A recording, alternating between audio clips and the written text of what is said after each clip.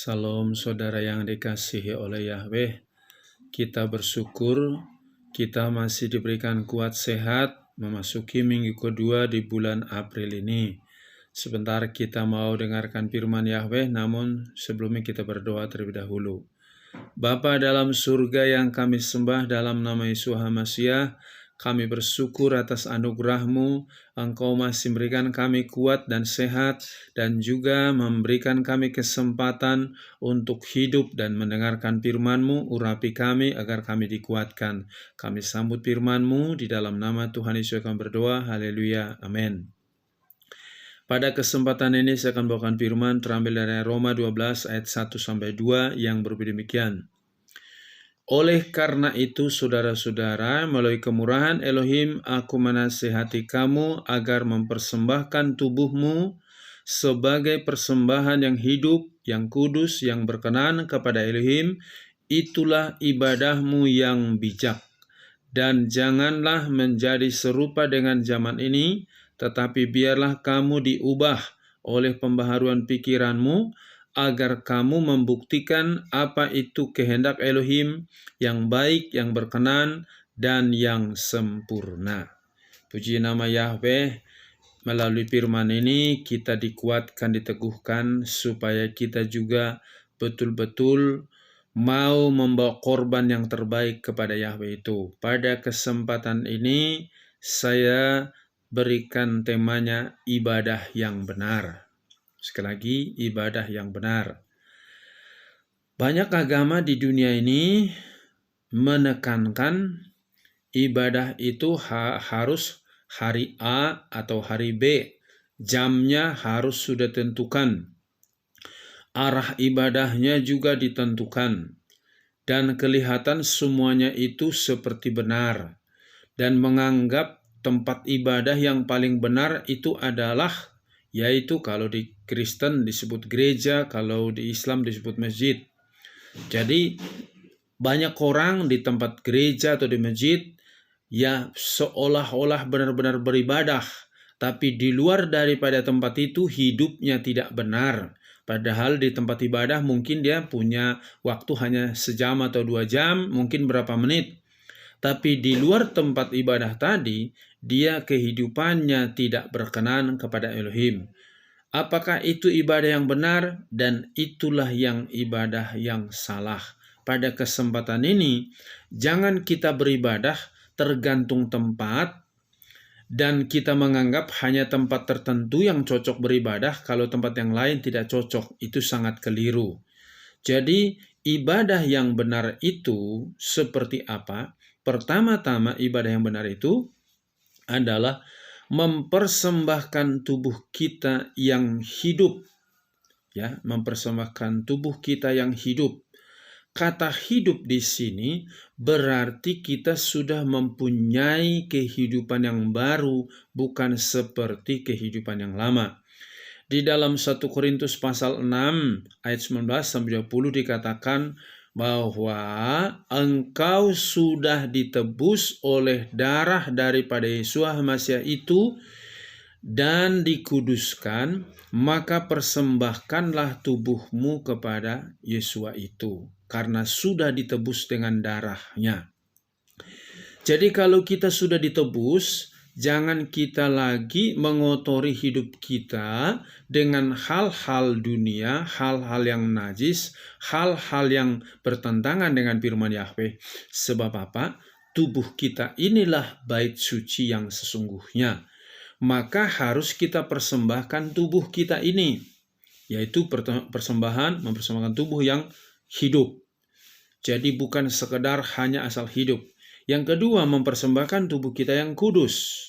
Ya, dikatakan bahwa kuduslah kamu dalam 1 Petrus pasal 1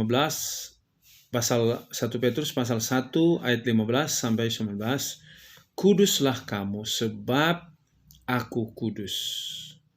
Ditegaskan kalau kita tidak kudus, maka kita tidak layak di hadapan Yahweh itu. Kenapa kita dikatakan persembahkan tubuhmu yang kudus? Sebab tadi Tuhan Yesus sudah mati di atas kayu salib, menghapus dosa kita, membenarkan kita, memulihkan kita kembali. Kalau sudah disucikan, dibersihkan, maka jangan kotorin kembali.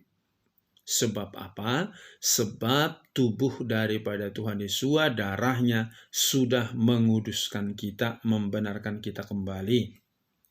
Ya, bahwa selain itu, kalau kita ingin mempersembahkan tubuh kita yang kudus, dalam Matius pasal 5 ayat 23 sampai dengan ayat 24 dikatakan, jika kamu mengingat sesuatu di dalam hatimu terhadap saudaramu, ada ganjalan, ada unek-unek, tinggalkan persembahanmu, berdamai dulu dengan saudaramu, baru kembali kau mempersembahkan persembahan. Jadi mempersembahkan tubuh yang kudus, tidak ada yaitu unek-unek dalam hati, kebencian dalam hati, seperti dalam doa Bapa kami juga, ya bagian intinya dalam Matius pasal 6 ayat 12, ampunilah kami seperti kami juga mengampuni orang bersalah kepada kami. Jadi kalau engkau beribadah, mengatakan aku beribadah tapi tidak mengampuni orang lain, itulah ibadah yang sia-sia, itu ibadah yang kotor, itu ibadah yang najis. Sebab Yahweh itu menginginkan ibadah yang kudus, mempersembahkan tubuh kita yang kudus. Jadi jangan sampai engkau ada di tempat ibadah, tapi hatimu benci kepada orang, sia-sia engkau beribadah seperti begitu. Nah, yang ketiga, bagaimana ibadah yang benar, yaitu menyembah Yahweh dengan segenap hatimu. Sekali lagi, menyembah Yahweh dengan segenap hatimu. Dalam Matius pasal 22 ayat 36 sampai dengan ayat 40 dikatakan, intinya, kasihilah Yahweh Elohimmu dengan segenap hati, jiwa, akal, budimu. Itu hukum pertama dan terutama. Hukum yang kedua, kasihilah sesamamu manusia seperti mengasihi dirimu sendiri. Kata Tuhan Yesus, dalam dua hukum inilah tercakup seluruh hukum Taurat. Kita tahu hukum Taurat itu ada 10. Tapi intinya, kasih vertikal, kasih horizontal. Dan itulah maksud daripada salib itu. Jadi kalau kita beribadah yang benar, itu menyembah Yahweh dengan segenap hati. Jangan tubuhmu di tempat ibadah, pikiranmu ada di tempat lain. Jangan juga dalam hidupmu sehari-hari engkau khawatir, engkau bimbang, engkau cemas. Itu sama dengan mengotori bait suci. Saya ulang, karena bait suci yang sesungguhnya adalah tubuh kita ini.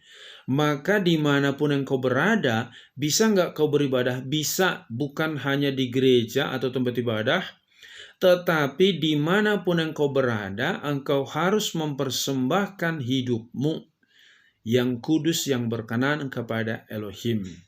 Ya, jangan juga seperti orang-orang Farisi. Mereka datang ke bait suci, mereka bikin aturan ini, beribadah harus begini, beribadah harus begini.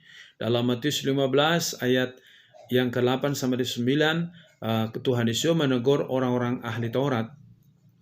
Bangsa ini memuliakan aku dengan mulutnya, tapi hatinya jauh daripadaku. Percuma mereka beribadah, sebab ajaran yang mereka ajarkan adalah ajaran manusia. Sekarang banyak orang menyembah Yahweh itu bukan dari hati nuraninya, tapi dari aturan manusia.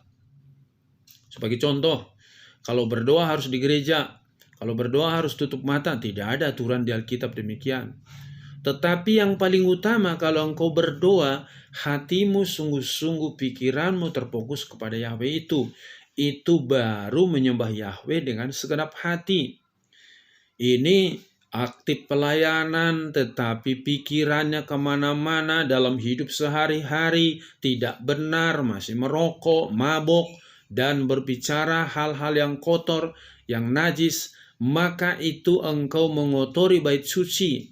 Di mana kau mengotorinya? Dalam hidup sehari-hari. Di tempat ibadah kau kelihatan seperti orang kudus, tetapi itu sangat bertentangan dengan firman Yahweh. Jadi persembahkanlah tubuhmu yang benar-benar menyembah Yahweh itu dengan segenap hatimu. Yang keempat, bagaimana ibadah yang benar? Berhenti ngomel, bersungut-sungut. Orang yang suka bersungut-sungut, ngomel, yaitu dia tidak mempersembahkan tubuhnya yang kudus berkenan kepada Elohim. Dalam Yakobus 1 ayat 26 dikatakan, kalau ada orang mengatakan saya beribadah tapi tidak berhenti ngomel, percuma dia mengatakan dia beribadah. Zaman sekarang banyak orang ngomel, harga minyak naik ngomel, harga bensin naik ngomel, apa-apa ngomel, hujan datang ngomel, kemarau datang ngomel, tidak ada henti-henti yang ngomel. Berarti engkau tidak mempersembahkan persembahan yang berkenan kepada Elohim.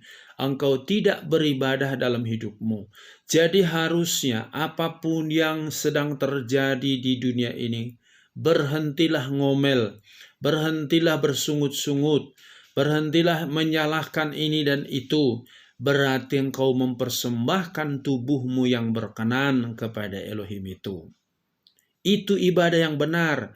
Jadi kalau ada orang mengatakan saya beribadah tapi ngomel-ngomel terus, itu enggak benar. Karena itu berhentilah mengomel, sebab itu bertentangan dengan firman Yahweh.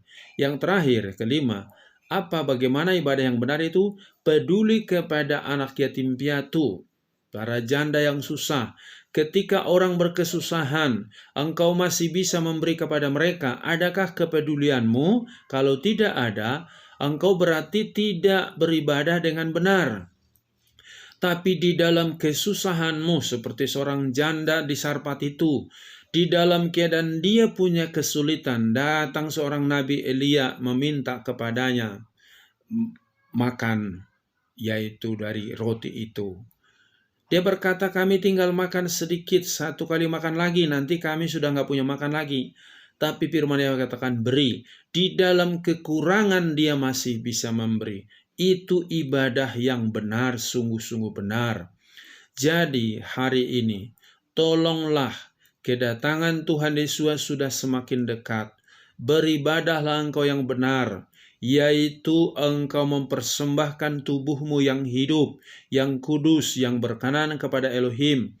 Lepaskan segala unek-unek, kepahitan, kekecewaan dari hatimu. Berhentilah ngomel dan juga belajar engkau memiliki kasih kepada orang lain. Ketika Tuhan Yesus datang kedua kalinya, maka orang-orang yang beribadah dengan benar pasti dijamin masuk ke dalam kerajaan surga.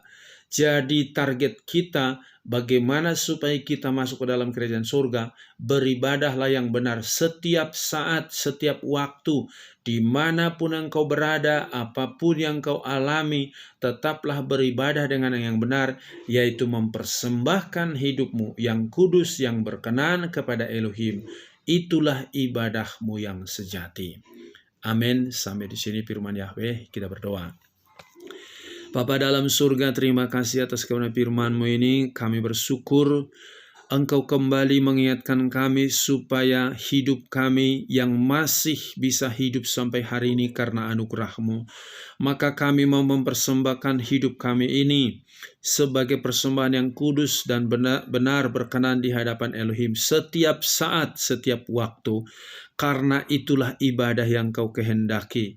Ketika kami beribadah yang benar, maka kapanpun Engkau datang mau menjemput kami, kami tidak perlu takut, sebab kami hidup kudus dan berkenan di hadapan-Mu.